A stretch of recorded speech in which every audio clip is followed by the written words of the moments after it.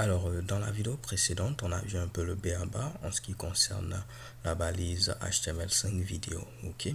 Dans cette vidéo, nous allons maintenant parler de Video.js, qui est une librairie qui joue un peu le rôle de surcouche sur la balise vidéo HTML5 native.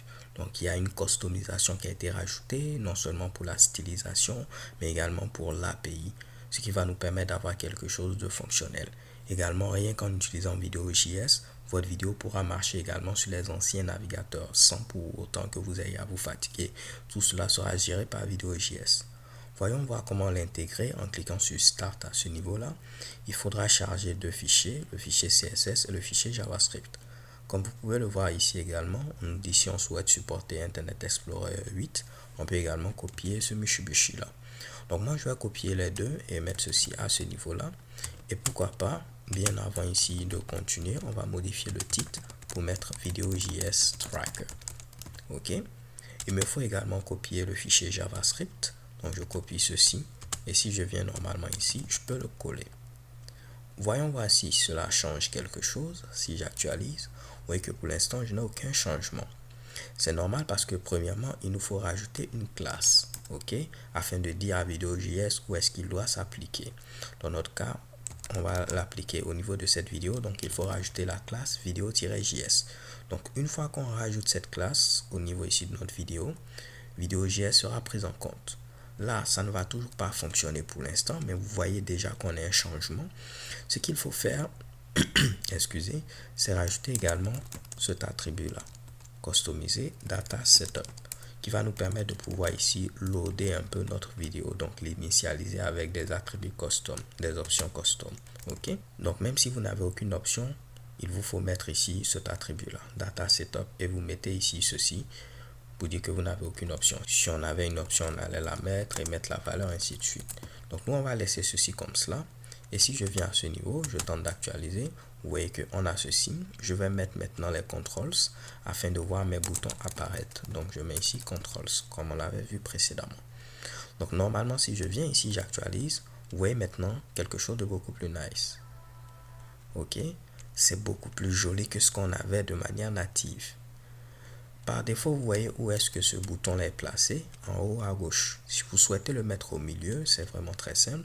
Il suffit de rajouter cette classe-là, VJS, Big Play, Centered, comme ceci. Je vous dis que je souhaite centrer ici le gros bouton Play. Donc, une fois que je rajoute cette classe, j'actualise, mon bouton Play sera centré. Donc là, maintenant, si on récapitule, il fallait rajouter cette classe, Video.js. Si on veut centrer le bouton, on met cette classe. À ce niveau également, on rajoute les contrôles si on veut voir apparaître les boutons comme on le faisait précédemment.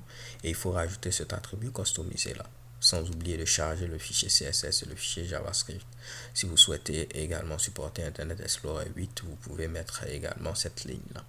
Donc là, on charge ceci depuis le CDN, mais vous êtes libre de le télécharger via Bower ou encore NPM si vous connaissez ces différents Mitsubishi. Donc ici, ce qu'on va faire, c'est quoi?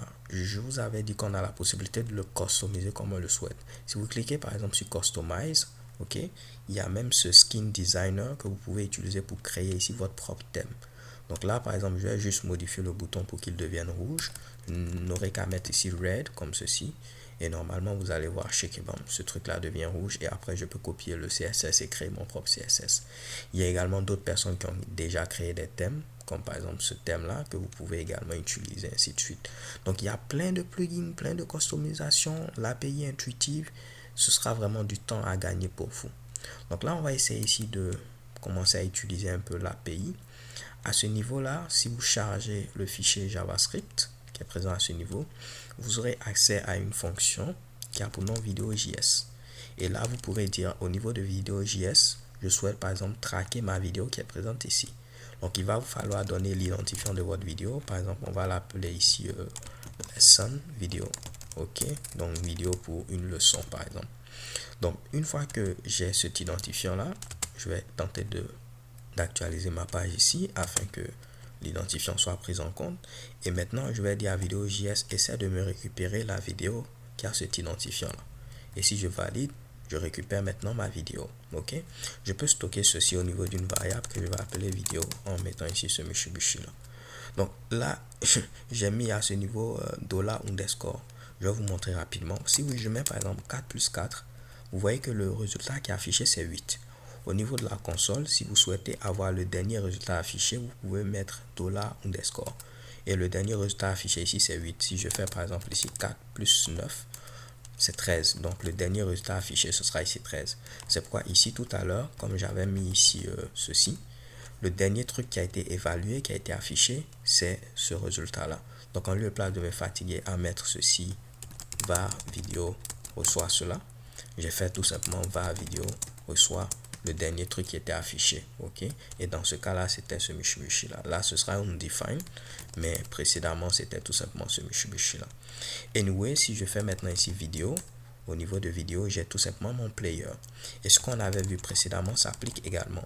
Il y aura une méthode play pour jouer la vidéo, une méthode pause pour mettre la vidéo sur pause. Le truc c'est quoi? Quand la vidéo joue, le son est tellement fort que je m'entends plus, donc je ne sais pas si je parle fort ou je parle faiblement. Ok, donc il y aura également pause pour mettre la vidéo sur pause.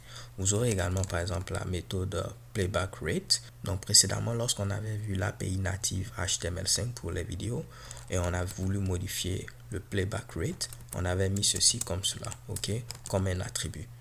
Si vous utilisez maintenant Video.js, on ne modifie plus ce Mitsubishi via un attribut, mais tout est modifié via une méthode.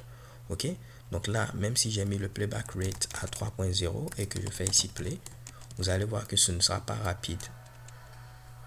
Je vais remettre sur pause. Si vous voulez mettre cela à 3.0, il va vous falloir tout simplement utiliser la méthode playback rate. Donc Video.js rajoute des méthodes en lieu et place de modifier cela via un attribut. Donc je peux utiliser la méthode playback rate comme ceci. Donc là, il va me falloir recharger ma vidéo en faisant Video.js lesson vidéo. Ok, et je peux faire maintenant vidéo.playback rate. Je vais mettre ceci et je vais mettre 3.0. Et cette fois-ci, lorsque je vais jouer la vidéo, vous allez voir que ce sera hyper rapide. Ok, donc là je vais essayer de couper le son. Comme ça, je n'aurai que son. Mais lorsque je vais faire play, vous voyez que c'est hyper rapide à ce niveau-là. Ok,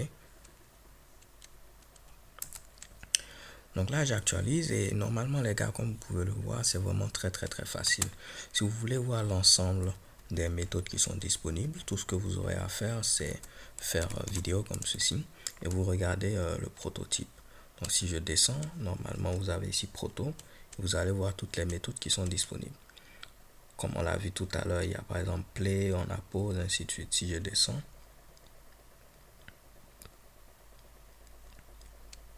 à ce niveau, vous voyez ici play, vous voyez ici playback rate, vous voyez pause, ainsi de suite. On va essayer pourquoi pas de modifier le temps. Où est-ce qu'on est au niveau de la vidéo? Par exemple, je vais me mettre au niveau de la 30e seconde. Ce sera très simple. Tout ce que j'aurai à faire, c'est video.current_time. Et pour modifier le current time, je n'ai qu'à donner ici où est-ce que je vais aller en termes de secondes. Et là, je vais mettre ici 30. Si je valide, vous allez voir, normalement, je serai à la 30e seconde. Là, je vais essayer de le refaire. Ou bien, on va venir au tout début. Donc, je vais mettre ici, venons à la 0e seconde. Vous allez voir, on revient au début très facilement. Ok, donc on a vu déjà plein de méthodes. Play, on a vu également pause, on a vu ici playback rate, on a vu current time, ainsi de suite. Et vous pouvez maintenant vous-même voir toutes les autres méthodes disponibles. Au pire, vous venez au niveau ici de la documentation pour lire également l'API. Je crois que ce qu'on vient de voir va suffire. Il va nous rester simplement un dernier Mitsubishi, voir comment les événements sont gérés au niveau de Vue.js. Par exemple, comment est-ce que je peux être notifié si l'utilisateur clique sur le bouton play ou bien lorsqu'il diminue le volume, et ainsi de suite. Ce qui va nous permettre dans notre cas, lorsqu'il diminue le volume, de stocker cela au niveau du local storage. Lorsqu'il va changer le playback rate, de sauvegarder également cela au niveau du local storage. Lorsqu'il va cliquer sur le bouton play, qu'on puisse commencer à traquer où est-ce qu'il se trouve au niveau de la vidéo afin de sauvegarder également cela au niveau du local storage. Donc dans la vidéo suivante, on va voir comment les événements sont gérés au niveau de Video.js. Et dans la vidéo d'après, on va réellement finir ce TP là. So thank you guys for watching. Don't forget to subscribe and have a nice day. Peace.